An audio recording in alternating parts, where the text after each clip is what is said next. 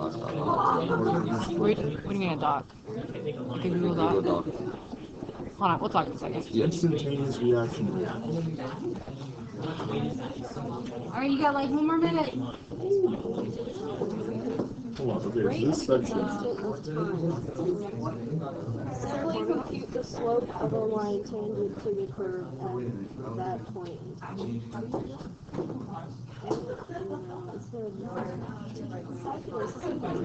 Oh, good. Okay, this was instantaneous. This is a relative. So this is relative. So what do you got? Somebody act like a slope. I'll be a slope. I don't understand this though. Like, how do you, what's a tangent? Good morning, people. Sorry for the interruption. Any students coming into class now, I'm giving them a pink late pass. If you've done your attendance, please go back in after class and remove the absence for the students that come in with the pink late pass. Thank you. On the slope is line. How do we link together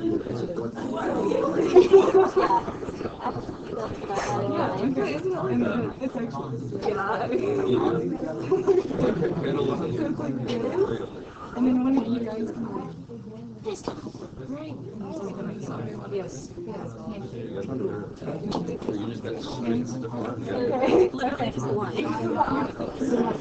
Alright, Ian, come back to me. Come back to me. Group 1, we're going to demonstrate in this area. Okay, group 1, where you at? Okay, we need to get back there too.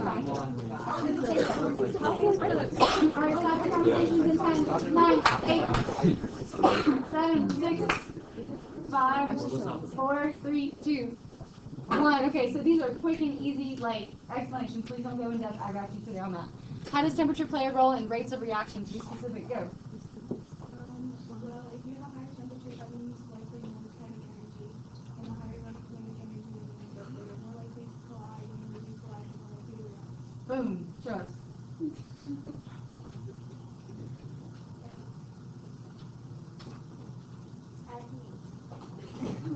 Woo!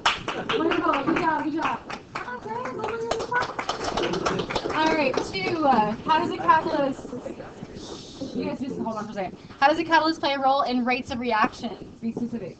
When you have a catalyst like a reaction, then it can have activation energy, so then it Okay. So before, you can't really connect, you know, use a catalyst. Good job, guys. Okay. What conditions constitute an effective collision? 3. They must have enough energy to overcome electron repulsion, and they must have enough energy to change like basically when they collide into vibrations so they can collide off. So you said they have to collide, and with enough energy. Okay, and how do they have to collide? Yes, together. That's what they collide. They collide together. Is there a specific way they have to collide? I'll go back to that. Go ahead, demonstrate. So with not a lot of energy, just bounce right off of each other. When they have enough energy, they stick together. And they make a bond, Yeah, chemical bond. bonds. Okay, so he moves faster. And if that was the bond on that side, hold on. Oh, yeah, okay. All right. So if they bond, they didn't quite tell you, but this was the orientation in which they had bond. Okay, but if they tried to bond, okay. So if they collided like that, they would bounce off each other. So the orientation matters. That's what I'm talking about. Good. Okay. How do you calculate instantaneous rate? Okay, so the front group here has the harder question. Go ahead. Yeah. Oh, yeah, you guys. Okay. Well, you need to calculate the slope of the line that's tangent to the curve. Okay. So, Curve. tangent. Very good. At a specific time is what she was supposed to say with that. But yes, tangent is a specific time. Good job, good job. Okay. How are relative rates different than instantaneous rates? Give me an example. So instantaneous rate is like if you look at like the curve of what the like the rate of change, then it's like at it's a single point of the tangent line, so it looks like it's like constant from that like if you just look at that one point in time, like how much it's changing.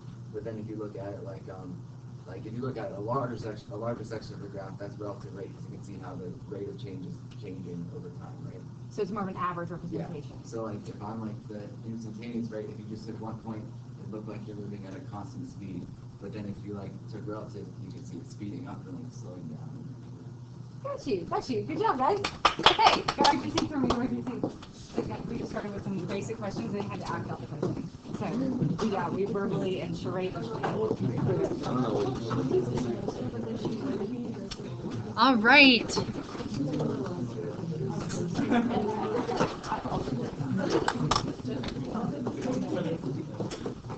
Alright, so honestly, the word collision is pretty important, right?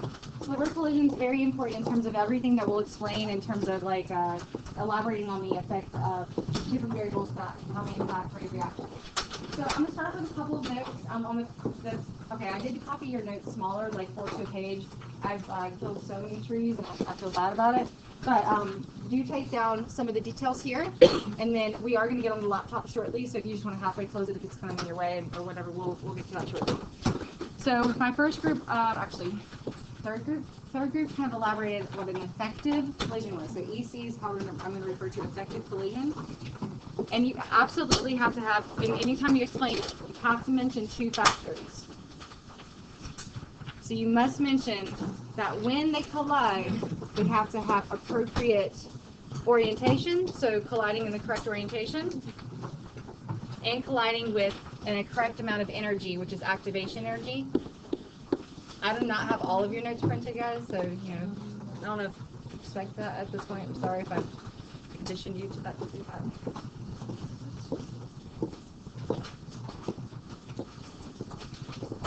Yes. I was wondering if I got extras. Just went ahead and started rolling. They're all close together. Thanks. Okay, so the collision theory is one theory that helps us to explain why reactions occur.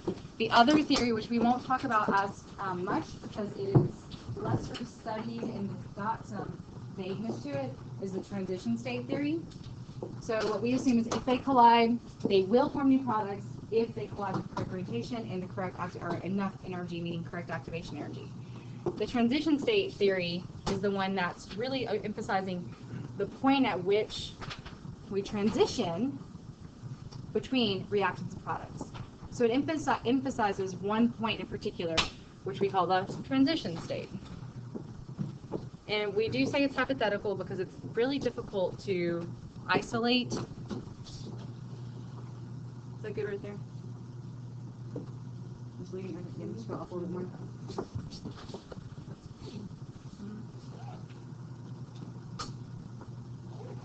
I'll let you guys write down personal thoughts.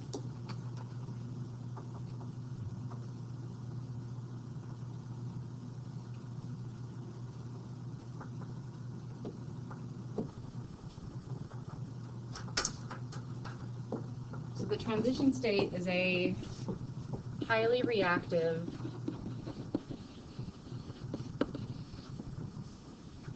I'll say compound, but it could be a combination of things that does not exist very long, so it's difficult to isolate.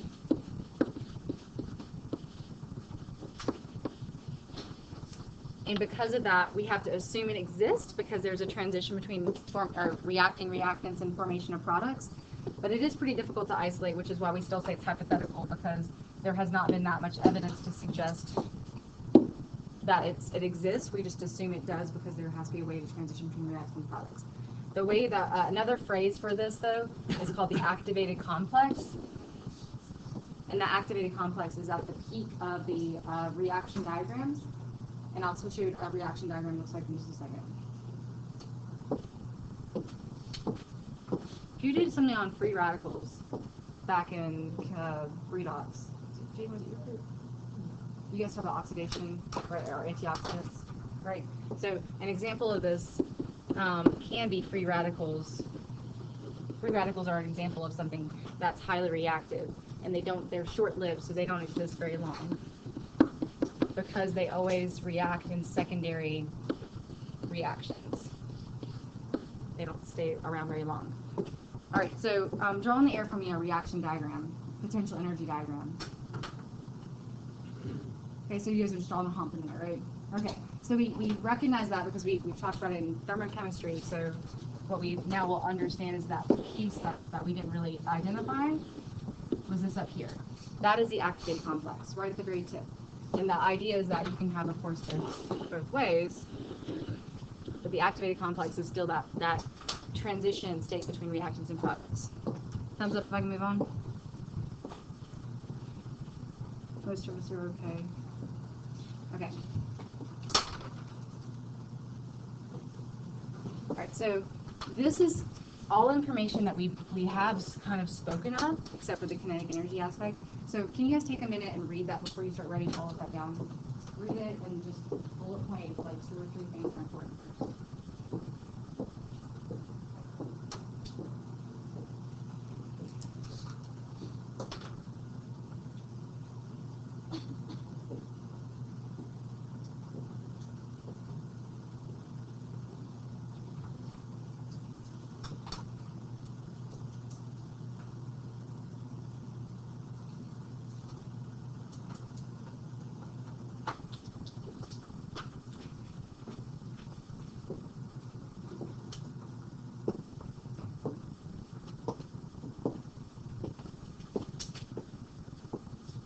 So we already know that not all reactions occur.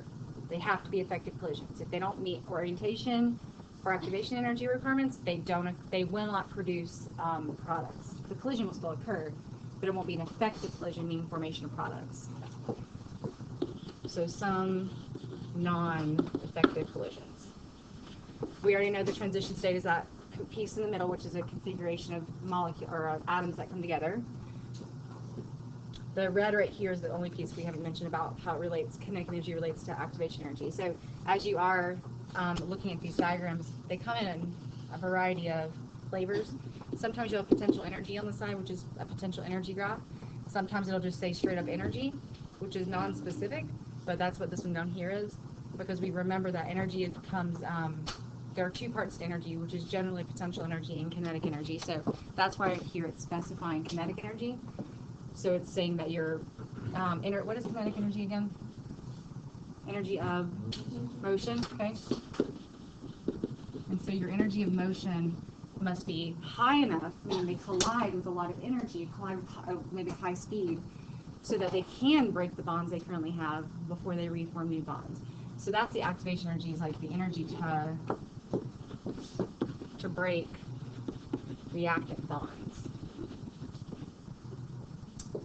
So if they don't have an effective collision, if they cannot surpass this activated complex, they will not fall down to form products. They will go back, revert, and reform reactants, but we would never see that because it would just look like a no reaction to us.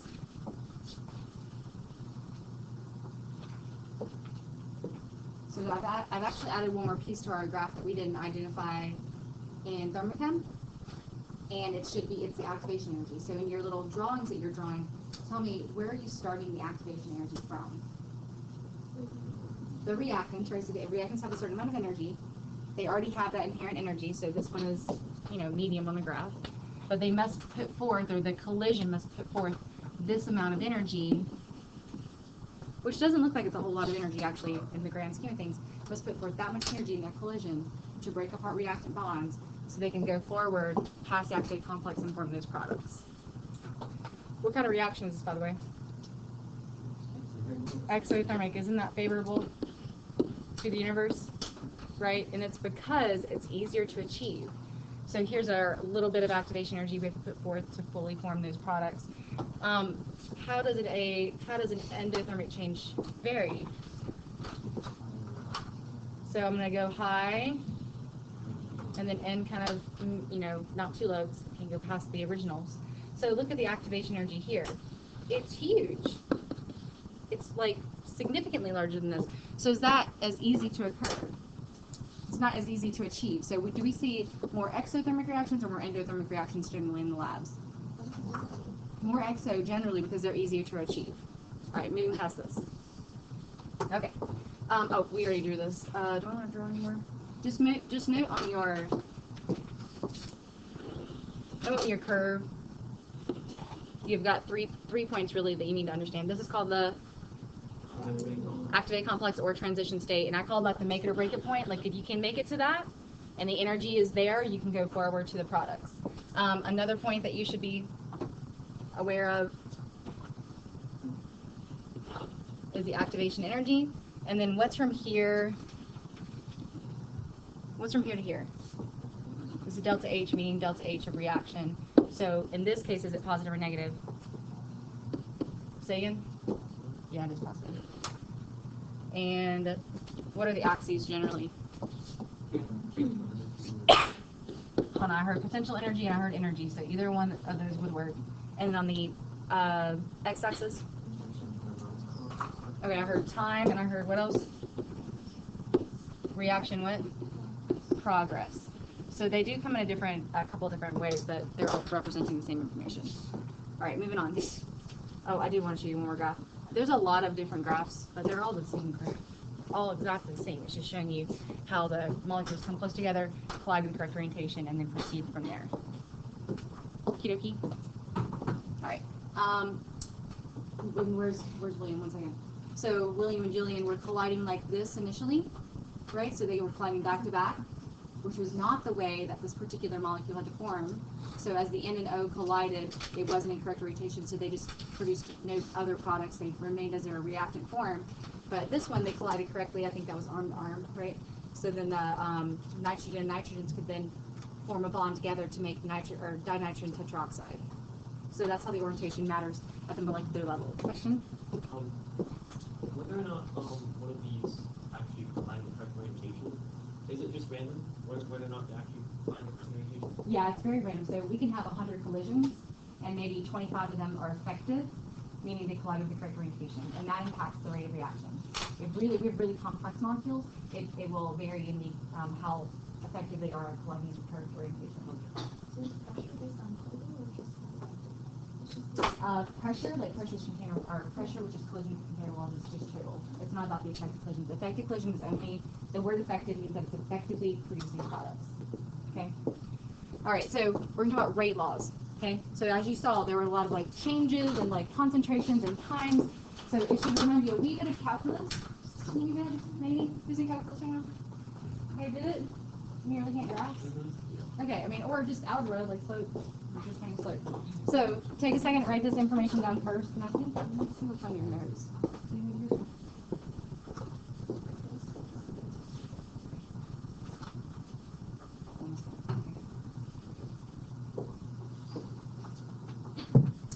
So who drives to school, or who travels to school? All of you travel to school, right? Everybody traveled at different rates. So Fatima, what rate did you travel at? 40 miles an hour? Okay. William? 50. Oh, okay. I traveled at, well, on the other side of the county, you can travel at 55 or 60. Yeah. I got here fast. All right, so we travel at, in a distance per time. So we travel at miles per hour. In physics, that's cool. Like, you can make things move fast and move a certain distance. But in chemistry, we don't really measure distances that molecules travel. We measure, like, how much we had of that reactant and how much of that product we produce.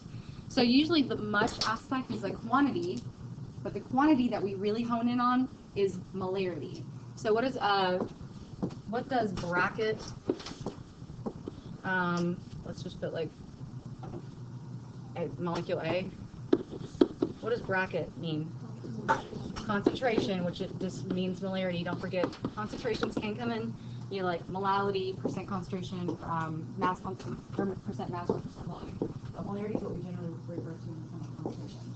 So we're looking at how things change over time, not in like distances, but in quantities. So we're looking at change in concentration over change in time. So we're going to speak to these two independently. Rate laws will be our main topic for tomorrow. So a rate law looks like this. Rate of a particular reaction, so it is for one reaction, is equivalent to K, which is not capital K, it's lowercase k, which is called a rate law constant,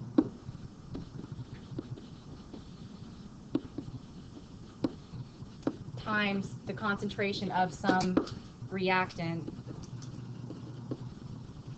to some power. So a rate law looks like this. We call these differential rate laws because it does relate to the differential. What's the differential mean? Derivative. Yeah, it does relate to that. Okay, and then we'll talk about integrated rate laws, which relates to integrals, right? I will show you the baby calculus, but that's it. Okay.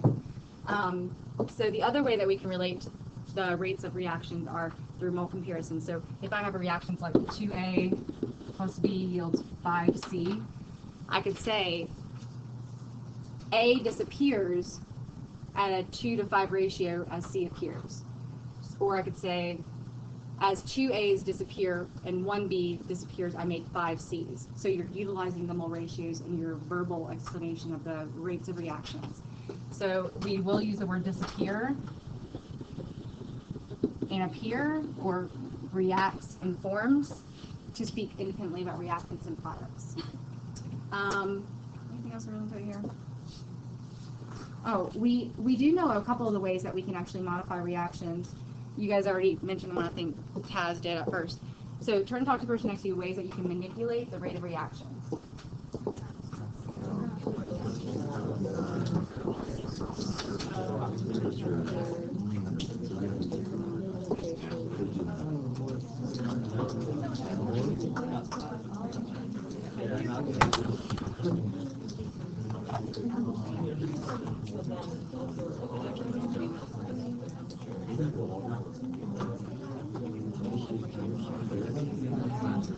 Okay, so pause that conversation. We're going to watch a quick video on speeding up the rates of reactions. But remember, I always talk about speeding up, but we can always manipulate it to slow it down as well. So that's why I said manipulate, so you guys were mentioning different reasons. All right, so even if you did watch this video in Honors Chem, it's my fave.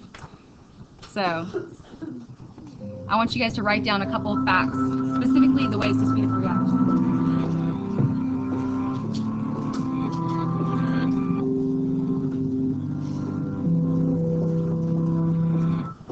Meet our chemist, Harriet. She has a chemical reaction that needs to occur more quickly. Our chemist has some processes at her disposal that can help her speed up her reaction, and she knows of 5 ways. And to remember them, she thinks back to her days as a high school student, and the day she got a date for the dance. Harriet was in high school studying between classes. She had lost track of time and was going to be late to class. Unbeknownst to her, Harold, who was just around the corner, was running late too. They both sprinted to class, and as it happened, sprinted directly into one another. Now, this was no small collision. They ran squarely into one another in such a way that he knocked the books right out of her hand. "I'm sorry," he said. "Let me help you with your books." He kindly helped her recollect her belongings and politely offered to walk her to class. And you'll never guess who went together to the dance later that year. Yep, those two. So as we can see from this example, the key to getting a date for the dance is to collide with someone and knock the books out of their hands. Now, you're probably already aware that not all collisions lead to dates for the dance, thankfully. The collisions must have 2 important characteristics. 1, correct orientation that allows books to be knocked from one's hands, and 2, enough energy to knock the books out. Shortly after this incident, Harriet decided to tell me, her chemistry teacher, all about it.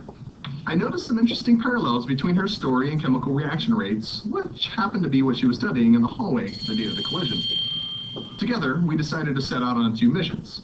Harriet wanted to help all chemistry students and chemists remember how to speed up the rate of chemical reactions, and I, being the best guy that I am, decided to make it my mission to help create educational environments in which more book-dropping collisions can take place to increase future chemists' chances of getting a date for the dance.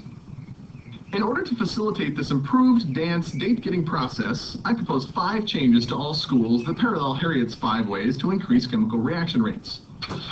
First, I propose that we shrink the size of the hallways. This will make it more difficult to safely navigate the hallways and will cause more collisions than in larger hallways. And by increasing the number of collisions, we increase the likelihood that some of those collisions will have the correct alignment and enough energy to create a date for the dance. Now, chemically speaking, this is equivalent to lowering the volume of a reaction vessel or a reaction mixture. In doing so, the individual particles are closer together and more collisions will occur. More collisions means a greater likelihood that collisions with the appropriate energy and configuration will happen. Second, I propose increasing the overall population of the school. More students equals more collisions. By increasing the number of particles available for collision, we create an environment where more collisions can take place. Third, we must reduce the time allowed between classes. Heck, let's just cut it in half. In doing so, students will need to move more quickly to get from one class to the next. This increase in velocity will help make sure collisions have the appropriate amount of energy necessary to ensure book dropping. This is analogous to increasing the temperature of the reaction mixture. Higher temperature means particles are moving faster. Faster moving particles means more energy and a greater likelihood of reaction causing collision. Fourth, students must stop traveling in packs. By traveling in packs, those students on the outside of the pack insulate those in the middle from undergoing any collisions. By splitting up, each student has more area exposed that is available for a collision from a passing student. When particles travel in packs, the surface area is very small, and only the outside particles can collide. However, by breaking up the clumps into individual particles, the total surface area is increased, and each particle has an exposed surface that can react. Fifth, and finally, we hire a matchmaker. Is this colliding and book dropping too violent? Is there an easier way to get a date that requires less initial energy? And a matchmaker will help with this. The matchmaker makes it easier for a couple to get together by coordinating the match. Our matchmaker is like a catalyst. Chemical catalysts function by lowering the activation energy. In other words, by lowering the energy required to start a reaction. They do this by bringing two particles together and orienting them correctly in space so that the two can meet at the correct configuration and allow a reaction to take place. So, to sum up, if a future chemist wants a date for the dance, he must collide with another person and knock the books out of their hands.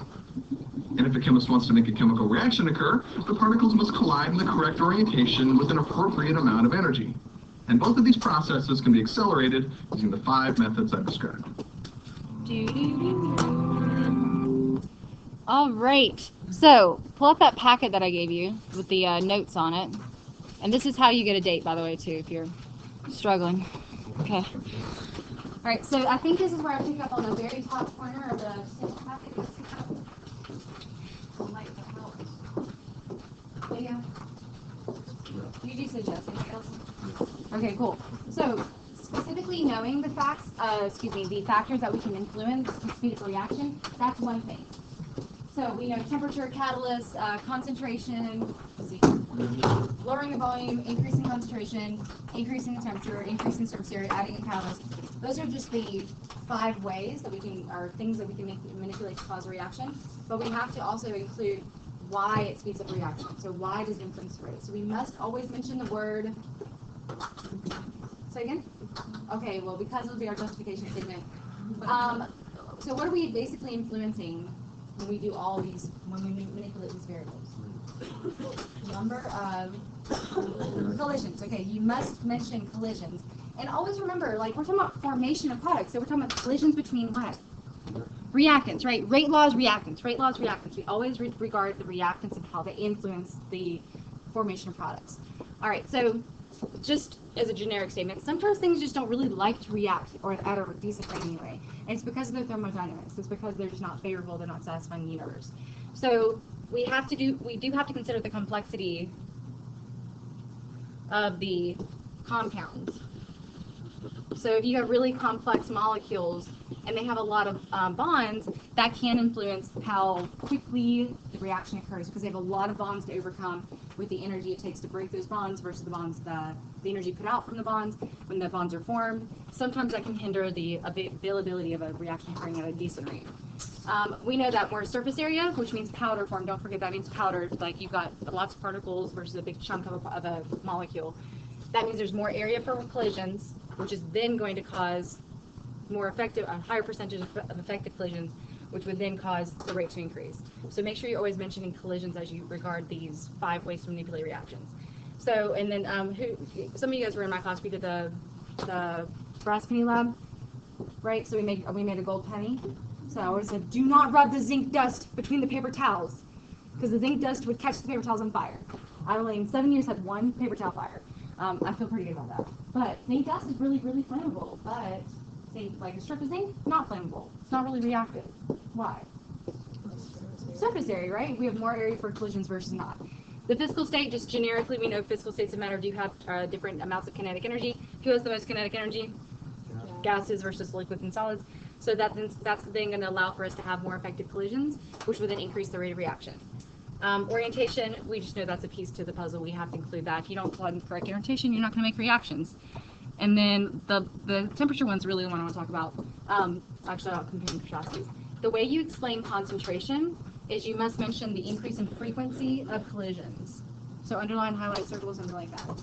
Because when you have more stuff, you have a higher likelihood of more collisions, and that would increase the number of effective collisions, which would then be reflected as an increase of rate. Now, temperature comes in two pieces. That's why I have two in blue here. When you speak to temperature, I think Megan's group did this. When you increase temperature, what does that do to the molecules? So it increases their kinetic energy, because temperature and average kinetic energy are related. So it increases their average kinetic energy. So that's the immediate justification. But then that doesn't explain the collision aspect. So you must mention the energy of collisions is increased because you have a greater force of collision. And that's just because they're moving fast, right? They're moving fast, they're going to stack each other. And that's going to then allow for what to break? Bonds of the reactants to break. So the energy of the collision is great. It's a great force of collision. And because they're moving faster, they're more likely to meet another molecule and do what? We'll just collide, right? So if we can make them meet each other more often, meaning the frequency in which the frequency of collisions, then we will have more effective collisions and then a higher rate of reaction. So just remember when you're talking about temperature, you're talking about not only the force of collision, but also the frequency and force. Okay, that's the only one you ever mentioned both with. And then we'll talk about catalysts later. Can I move forward? Okay. Catalysts can have their own, we can talk about them separately. Well, we're going to talk about it a little bit now, but more in-depth. Heterogeneous catalysts and homogeneous catalysts later. Alright, so we have this reaction diagram, right? We don't have this, I'm going to actually graph this for you. Okay, sketch just a graph. Someplace. Notice there are two humps, black hump and green hump.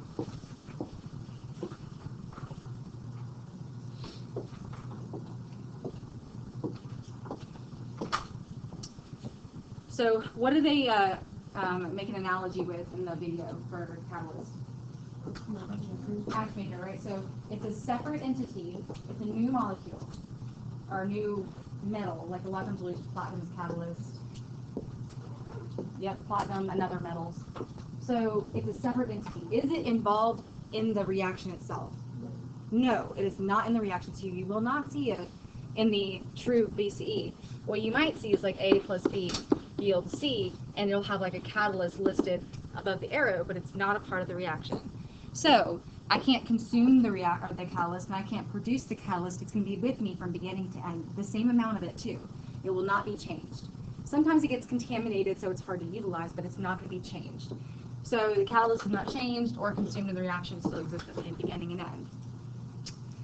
I don't know whose group did this one. Talk about, I think it was Cassie's group. You guys talked about creating a different amount of activation energy for the reaction. So the idea is that it's not just saying, okay, here's the reaction, we're just gonna lower the activation energy. It actually has to take on a different reaction or a different methodology of reacting, also known as a different mechanism. So alternate pathway is also called a different mechanism. And a mechanism is just a how the reaction occurs, the way the reaction occurs. So you'll notice in the top graph, in the black graph, the active energy is high or low? Pretty high, like we're starting way down here. I draw the arrow up, and that huge amount of energy is the activation energy. It's very unlikely that molecules are traveling at that rate to meet that activation energy. So you'll have very, very, very few effective collisions here. So what the catalyst does is, by the addition of a catalyst, it allows the reaction to take a different pathway or take a different mechanism, which naturally just doesn't require as much energy. So if it doesn't require as much energy, we draw the same starting point, meaning reactants and products, because we still start with the same reactants, we still form the same products. It's just a different method. So it's going to only require a amount of energy. So E prime is lower than E a non-prime. So what you would just be able to realize is that you have to draw it differently, but the beginning and ending is still the same. Questions on this first part up here? Yeah. I was just gonna say that the catalyst still exists at the end, like in what form? It never changed. It's just the if we're forcing a forward direction or forward reaction, the catalyst will allow the reactants to quickly do that from their products. Their catalyst still can work in the reverse direction. That's when we get to equilibrium. We're going to talk about that in a little bit. But the catalyst is just there in its original state. Okay. Now, the idea that most people forget is that, we will eventually talk about reversible reactions. Most of the time we're talking about reactants forming products, but occasionally we'll talk about products forming reactants. And so that's why we have double-headed arrows. Whenever you start to see those, you'll now know that's what means reversible reaction. The catalyst works both ways. It can speed up the reverse reaction as well. Thumbs up here? Yeah. In the packet, it talked about the area of the curve to the left was where it didn't have enough energy to react. We're going to talk about that graph in a second. That's Maxwell-Boltzmann curve, which is regarding activation energy, but in terms of energy, just like temperature. Coming up next. Okay, not next, but soon. All right, so these are just diagrams. These are you guys used to your activated complex. What I wanted to show you was, I think it's this graph. No, it's not that graph. Oh no, yeah, it is this graph. Okay. So the activation energy going from here to here is like yay big, right? But the activation energy in the reverse direction is much higher or lower? Higher. So which direction do you think is more favorable? Going from the reactants to the products, because it's more likely you're able to achieve this amount of energy versus this amount of energy. Okay, so that's how that could be utilized in your question. Okay, so thank you for that segue, Cassie. So in your gases, you guys learned about the Maxwell-Boltzmann curve, right? So we talked about how kinetic energy was related to temperature, okay, which in terms of kinetic energy, it's how fast molecules are moving. So if molecules are moving slow, are they likely to meet activation energy? They're not, right? They don't have enough energy to collide and break bonds. So if they're moving fast, they should have enough energy to break those bonds, so they should need activation energy. So the graph here, which you guys saw in your reading,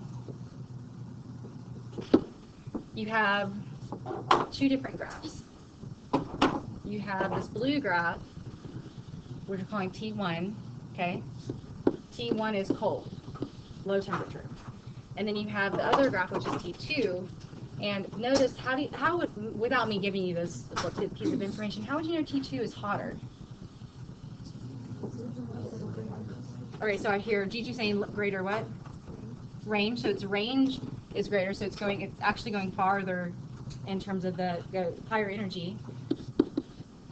And what else? Its average what? Average energy is just higher. And how can you determine average energy? Looking at the peak, right? So in the middle of the bell curve, you have this for the first one, and you have this for the second one, okay? So if this was kinetic energy or speed, like when we talked Maxwell-Boltzmann, so this was related to kinetic energy, I'm just going to call this KE or energy for now. What you'll notice is that if we have X amount of, like let's say we need 100 kilojoules of energy to start the reaction, that's our activation energy. If this is 100 kilojoules right here, there's only a certain portion of molecules that meet that requirement. So if you're in the cold setting, you only have this many molecules right here, under that area, under that curve, which we're not going to find the area under the curve, but it's the area under that curve. That's the only amount of molecules that even could potentially meet activation energy, which would then potentially have an effective collision. But the red one, you have many, many more that are more, that give you the opportunity to have more collisions that are effective, because naturally they meet the activation energy required. Good with that? Okay, if this is the same sample of gas, what would you say about the area under curve 1 and curve 2? Same. It's just we move a fraction of them to the warmer temperatures. Area under the curve stays the same. Okay, we're not changing the sample of gas. I think that's really all you need to hear. Just another same graph. Okay. Eventually I want to move on. I changed my order early just on the spot, so I guess. All right, so looking at this curve, notice it has two humps, right? That means there's two steps to this reaction mechanism. That's why there's two humps. Turns out the person next to you about which curve or which reaction you want to add a catalyst to. Reaction 1 or reaction 2?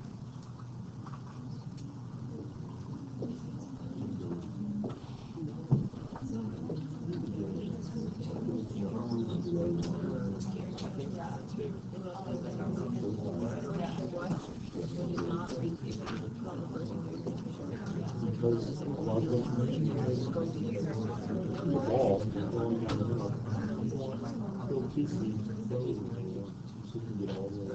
We're not talking about physics, Drew. We're not talking about physics.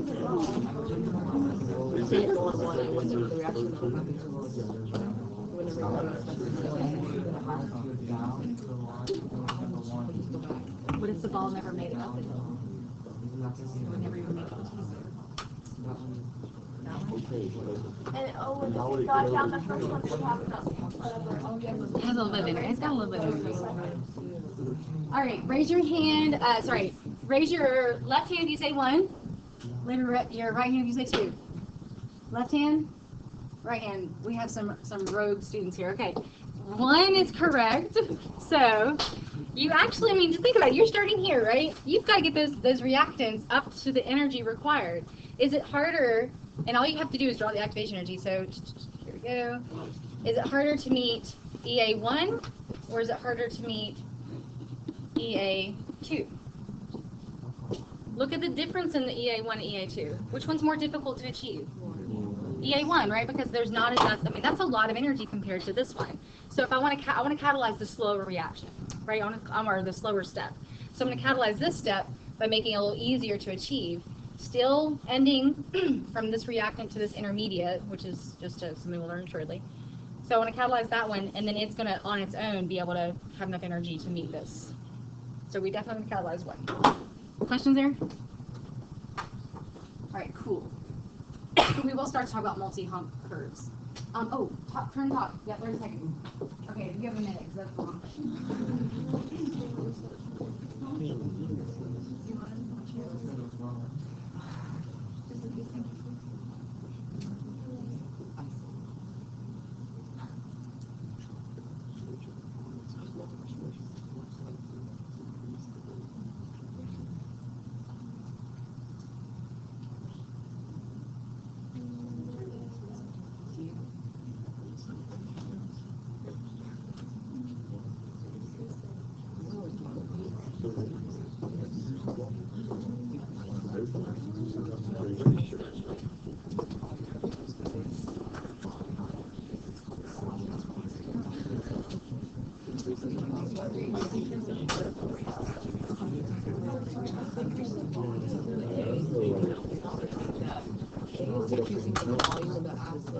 Alright, when you're ready, here's what A is. Sign language here, a little extra multicultural here.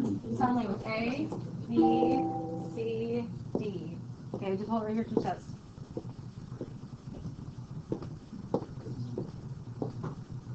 Alright, most of us are saying D. Good job. Okay, good. The answer is D.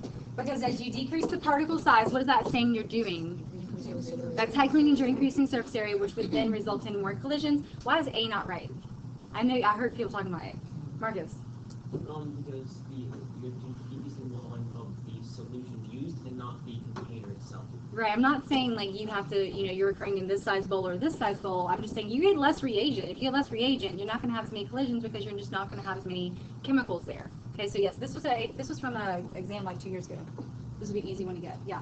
This isn't about this one, but you have a reaction occurring in liquid, and it's in a container. What does decreasing the volume do? Because I feel like if it's a solid inside a liquid, you can't decrease the volume. So that, you're right. This one may not apply to this scenario, but if you have a container of gases and you have a 5-liter container or a 1-liter container, the gases be in closer proximity. Yeah. That might actually work a little bit with the solid, because if you had more, less space for particles to interact in, they might collide more frequently. But you're right, solids they're just chilling, and the liquids are going to surround them regardless, no matter really the volume they have. But yeah, volume molecules are gaseous reactions. Okay, this is the last part. I'm going to talk about rates of reactions, and then we'll take our break because we have an activity to do after this. Okay, so this was the piece that we spoke of earlier about the relative rates of reaction. So we're starting to utilize the stoichiometry aspect. And then we're going to talk about how this relates to graphs in a second. But what we do is we talk in terms of the stoichiometric relationships. Well, what are the stoichiometric relationships? Where do we find those? They're the mole ratios, right? So the stoichiometric relationships, which are ratios, we call that term molecularity. Highlight, star, do something. Like molecularity is a term that you should be using in explanations when you're explaining rates reactions. So the molecularity determines, or is determined by the balanced chemical equation. And you'll notice that on the bottom part down here, I've got some examples. So the rate of disappearance of reactant A, disappearance I'm associating with a negative sign, disappearance of B I'm associating with a negative sign, and appearance of C I'm associating with a positive sign. Why am I changing C? Because it's a product, right? I'm forming, it's formation of C, so because it's a product, so I associate that with a positive sign, and I say the word appearance versus disappearance. So that should be logical. But the way you can explain it is you'll say C appears, right? So the product appears 3 times. Where am I getting the 3 from? From the balanced chemical equation, coefficient of C appears 3 times the rate that A disappears. So now I'm not saying 1 because it's assumed if you don't put a number there, you're just talking about one of those. It's just because the ratio is 3 to 1. So that's how you can speak rates by relationship between stoichiometric ratios. I don't think that's too hard. Any questions here? Okay, we won't use these nearly as much, which is why I'm breezing past this aspect. We will use this, okay? Write down rate, and this might be where I pick up that points. I'll look at your paper. I'm getting there. Okay. So the way that we generally will regard rates is we'll talk about the concentration change over time. So since we're talking about reactants, reacting, you'll notice, what do I put right in front of this? A negative, right? So it's conventional to put a negative in front of the reactant because it's being consumed, it's being utilized, it's disappearing.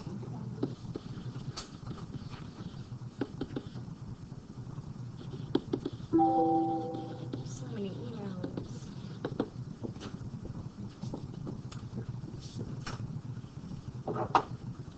So, I have a couple questions for you here. Because, first of all, because we're talking about concentration versus time, we are going to talk about the concentration units being molarity, so big M. Remember, molarity is also written as moles per liter. And then when you divide by seconds, that's going to be then your rate. It's just like miles per hour, molarity per second.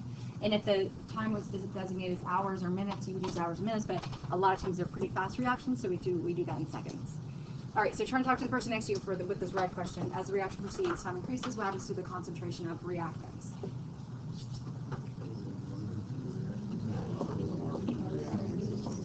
And as you answer that, and then therefore rate.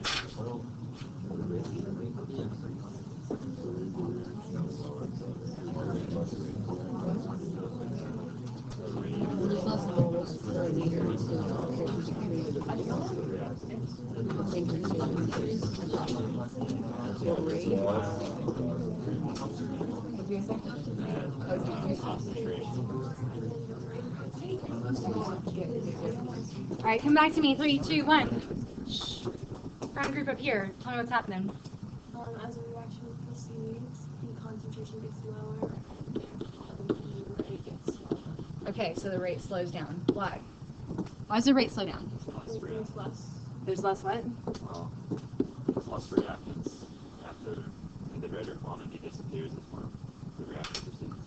So Okay. I guess it just naturally it's not going to be as rapid or less frequent. Okay, hold on. You said concentration goes down, right? We have to use the word collision, right? So I add that to it. Slows down because less collisions, because there's less particles, right? Less stuff, lesser of the reactants. Okay, good. All right, so we know that. So, we already got this down. I already told you that we're going to put a negative in front of the reactant because the reactant's disappearing. Oh, I didn't tell you why though. So if I'm reacting and taking away reactants, the way you will always do it is concentration final minus concentration initial, right? So when I take final minus initial and the reactant's decreasing, what sign do I associate with this now? So final, is it lower or higher? Lower. And the initial was high, so what's this one I subtract? Negative. Okay, so since this is negative, I'll put a negative in front of that change of reactant concentration to make it a positive, because rates, we do express them as positive rates. Like I react, at 2 molar per second. which is, it might be the reactants meaning they're disappearing, but I'm still talking about it in a positive sense. So always talk about that in a positive sense. All right, so this is the graph you guys have, right? Okay. So notice the axes. The y-axis is what? Concentration, okay, molarity, moles over liters, that's concentration. And then the x-axis is what? Time, okay, so if rate is concentration over time, or change in reactant concentration over time, my graph has to be the same way, okay? The graph has to represent that. Because all we're doing is, if I wanted to see the overall change of reactant concentration versus time, I'm going to go from the top at 20 or 0.2 molar down to the bottom, which is about, can we estimate this?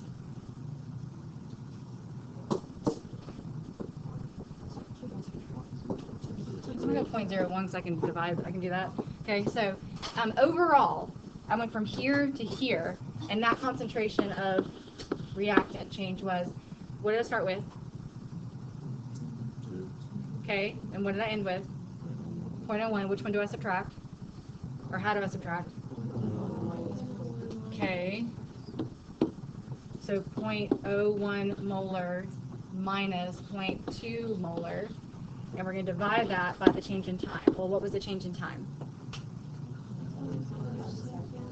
25 seconds, right? So I'm doing same thing, final mass initial, so that's 25 seconds minus what? 0, so we're assuming we're starting at the beginning. So, and I'm just, remember, I have to put a negative in the front to associate the positive rate of change overall. So then, calculate. I mean, you might need a calculator, so point, what's positive? I'll get that, you're good. Calculate your overall rate of change.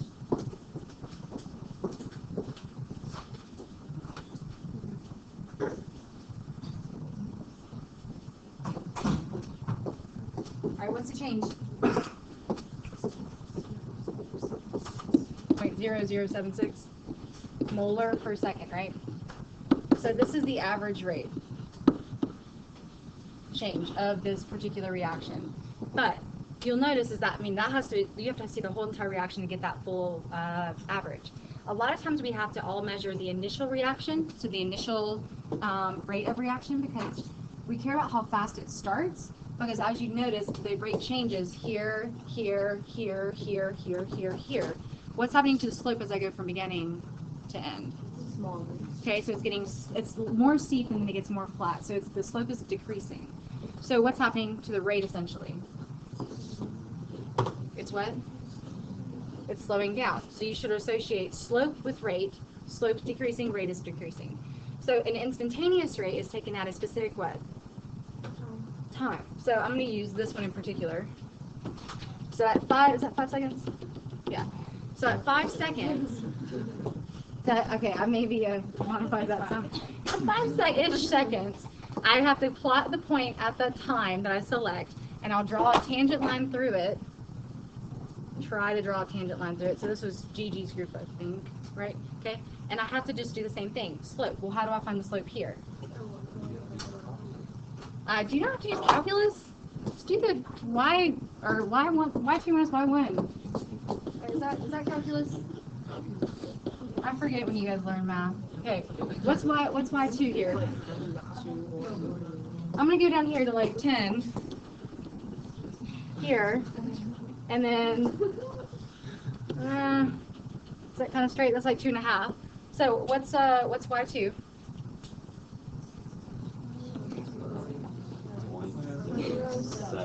0.07. Okay, what's y1? 0.15. Okay, and then what's x2? 10, and what's x1? 2.5. You could find the slope that way as well, but it would be more specific, and you would designate that at that time. You with me?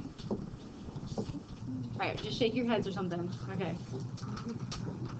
Okay, I just talked about this. Okay, read that first. I just told you a lot of this stuff. Read it first, write down what you need to first.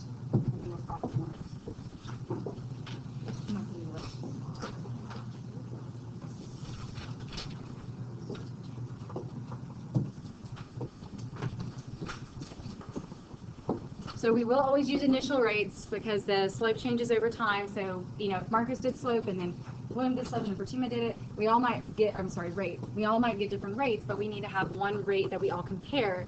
So it's conventional for us to always take initial rates. So what we do is we take the initial change very, very soon in the reaction, and we call that our rate of reaction because it will change over time.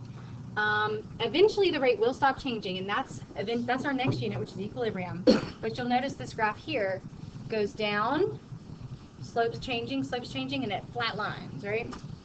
And then the other graph, this is the rate of formation of, rate of formation of products. So the first one I have here in black, the reactants react. So the reactant concentration decreases, which is why it flat lines in a negative slope area here. But the products increase, so that's why they're going up, but they eventually will both flatline, which means that the rates are then equal. So we will get to equilibrium. Does anyone remember a graph like this from honors chem? Okay, and that's equilibrium for you, okay? So remember, instantaneous rate, you have to find a tangent at that point in time. All right, I think I want to stop right now. Yeah, okay. Pull out, well, you can do two things. On my website, I have the link for the activity we're going to do, or in the packet, not the packet, the second packet, which is the lab packet, that's supposed to be lab together. Okay. You guys see the title of the lab says Kinetics all screwed up? Yes? Okay. So let me tell you what you're going to do. We'll come back. We'll do the rest of this tomorrow. All right, so we've got 20 minutes. This is an easy activity. And I'm calling it a lab, but it's an activity. Okay, so what you're going to do is you're going to learn a little bit about plotting data, thinking about the physical processes that are needed for a reaction to occur. I printed it for you, so it's there for you, but if you want it's bigger text, it's on my website. But you have to be in groups of 5. I'm sorry, yes, you have to be in groups of 5, because I only have 5 facts. Okay, so bring your paper. And it's classic now.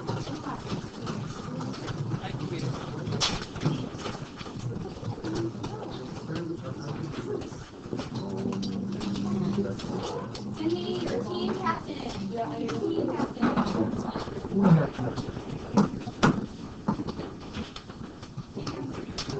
Send me your team captain. Groups of 5, right? Your team captains.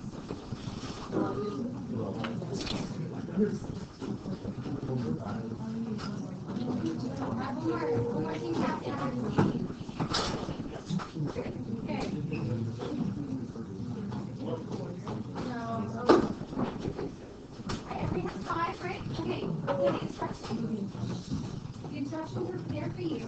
Read through them first so that you don't, by chance, forget. You have to follow directions to the T, okay? So you will have a timer. You will have someone being a threader. And the screws or the nuts and bolts are in the bag there for you. When you get done with trials 1, you'll ask me for materials for trial 2, okay? Follow instructions to go.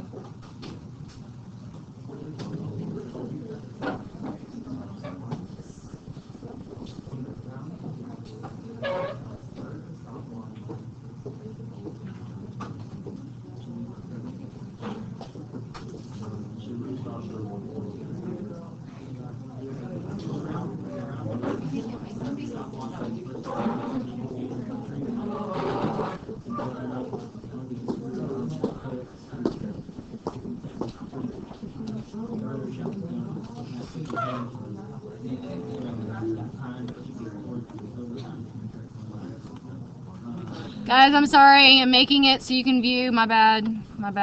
It's done. Refresh.